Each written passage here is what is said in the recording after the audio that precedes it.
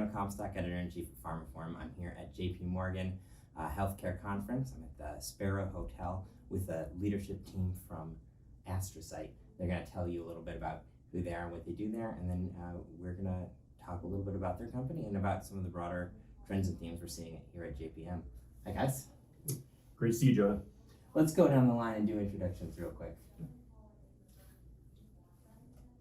Hi, I'm Kevin Sheth. I'm a stroke neurologist and the director of the Yale Center for Brain and Mind Health and the chief medical advisor for Astrocyte. Hello, I'm William Cornick. I'm the CEO at Astrocyte Pharmaceuticals. Hello, I'm Jim Leclerc, professor at UT Health San Antonio, one of the co-founders of Astrocyte and also a scientific advisor. Yeah, so Mike, why don't you start? Tell me just the kind of the basics on the company and what you do and what really makes it special.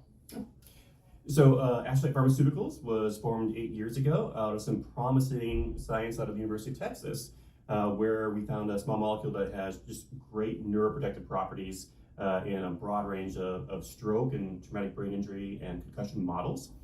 So the team has been working diligently for around 8 years here. Stroke and traumatic brain injury are just tremendous areas of unmet clinical need, the second leading cause of death and disability across the world. And our molecule has been impressive in the breadth of efficacy that it's been showing. So we're very excited to move this into clinical studies. We recently completed a phase 1, and over the next couple of years, we'll see how this works in actually treating human stroke patients. So tell me a bit more about the mechanism and Sure. how it works. What's different about it? So this is actually a very serendipitous finding. We started off the whole project, the whole series of experiments looking at the effects of a compound. I thought it was going to actually cause the astrocytes to die. Astrocytes are the support cell in the brain that actually really help out with the neurons. People always think of the brain as nerve cells, but the astrocytes are key. They're actually sort of the caretakers of the brain. And so what we did was to actually test this particular drug to see how it would affect cell health when we actually stress them, and it turned out being very protective. And so we immediately tested it in vivo in a stroke model in mice, and it was really effective there. And we've just been progressing, sort of going up in complexity of the model, different types of models like traumatic injury too, and it's just been really robust. And so we've been excited about understanding how it works for my part, but I've always been really pleasantly surprised that it continues to be a very great neuroprotectant too. And is this a traditional small molecule kind of therapy, or are we in some of the new territory here? So our lead molecule, AST-004, is a well-behaved small molecule, and it is an adenosine A3 agonist. The body has a remarkable ability to help heal itself, so the brain does heal after stress and insults, and part of the way it does that is through having high levels of adenosine in the brain. And so our molecule kind of mimics that a little bit and kind of promotes and extends the intrinsic healing pathway that you see with that adenosine agonism in the brain. Do you want anything? No, I think that's great. It's just what you heard before, that when you're thinking about the key cells in stroke in the brain, you're really thinking about the endothelial cells, the lining of the blood vessels, the neurons, and the astrocytes. But in early ischemia, the astrocytes become quite vulnerable, and even if the neurons and endothelial cells are intact, you really need the astrocytes to really make the whole machinery happen. And you guys are so kind of focused on making sure these caretaker cells don't get forgotten that you've named the company after them. Well, yeah, so we actually think they're the more important cell. We always tend to think the nerve cell, it's great for signaling, but when bad things happen, they need help, and that's the astrocytes' role, to kind of maintain the whole environment of the neurons so that they can function properly. And especially when you get an insult like a trauma or an occlusion, where the blood supply is really constricted, the astrocyte can really still hold its own there, and even the very low oxygen levels, that it can still perform really well and try and start fixing things. That's what it comes down to. So at a show like this, obviously we're all talking about what's coming up in pharma, what's new, a lot of focus on the investment community and the investment scene. How does it look from your perspective, especially as a company that is doing something innovative, but within that small molecule paradigm when there's so much investor focus and talk about these new lanes like cell gene therapy, immunotherapy, things like that? Are you still finding easy enough to find investor interest and partner interest and things like that? So I think it's like one trend that we've seen is there's been a little bit of a shift from a focus from early stage platforms that have potential in a broad number of areas to companies or groups that have an asset that's in the clinic really addressing a particular therapeutic unmet need. So something that's in phase 1, phase 2, we think that's been part of the reason a lot of investors have been looking at astrocyte versus things that are much earlier in the discovery space or just have that potential that might be 10 years away. Yeah, that's interesting. It's a matter of risk in some ways. Yes, being able to actually see kind of how that drug in the short term will be tested, we'll get some value generating proof of concept data, something where larger pharmaceutical companies will take more of an interest too to potentially provide an exit for the startup companies. And for you guys, is the path to market through that kind of a partnership, through licensing, or are you thinking about doing your own manufacturing, commercializing, that sort of thing? So one of the advantages of our approach and molecule is that if it works to protect the human brain in a neuroprotective way, there is a broad range of indications that can be beneficial for. So stroke, traumatic brain injury, concussions, pain. So it actually is something where it really would benefit from having a large pharma partner, because there's a number of phase 3s here that you'd want to be running to really see the breadth of the efficacy and build a label. So we do see us having a large pharma partner or acquirer in the years to come if this is as successful clinically as it has been preclinically. Great. Are you guys on the hunt for that now, or not quite?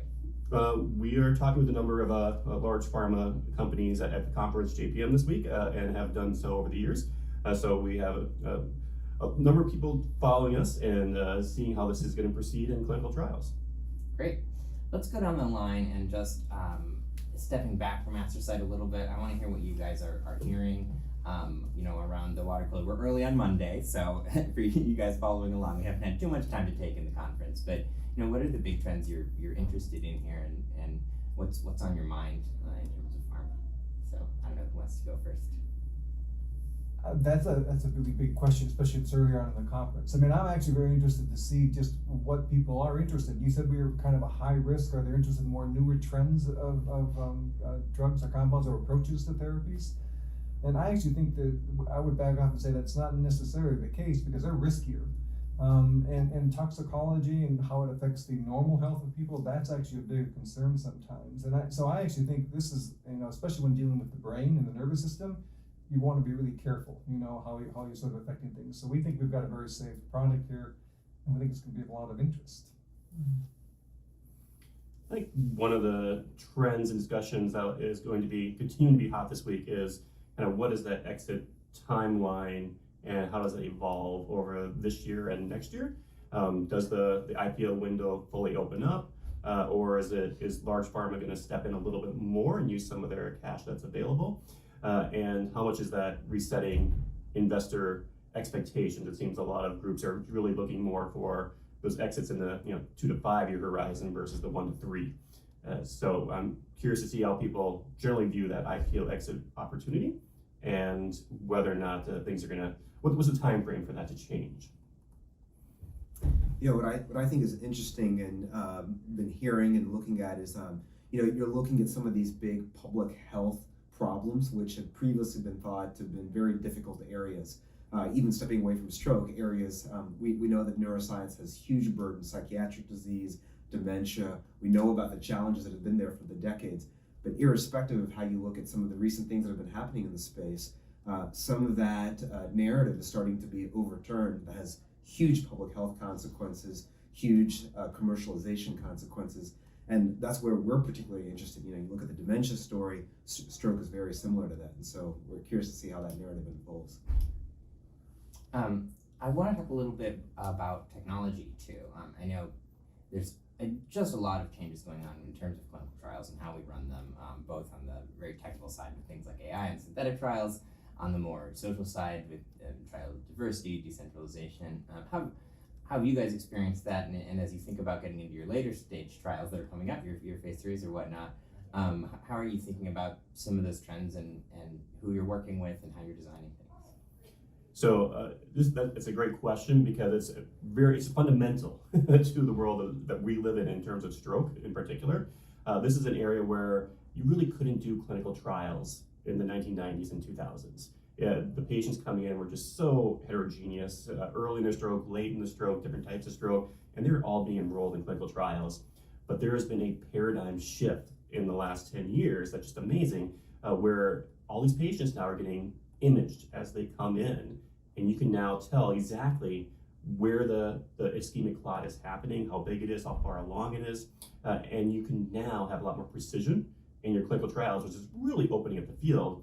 And I'll turn it over to Kevin, who's had even more experience with the trials in this space, but it's something that a lot of the pharmaceutical companies haven't really fully appreciated yet, because it was such a weakness of clinical development in stroke for many years, that it's now a strength, and there's a new group of companies that are really kind of taking advantage of this.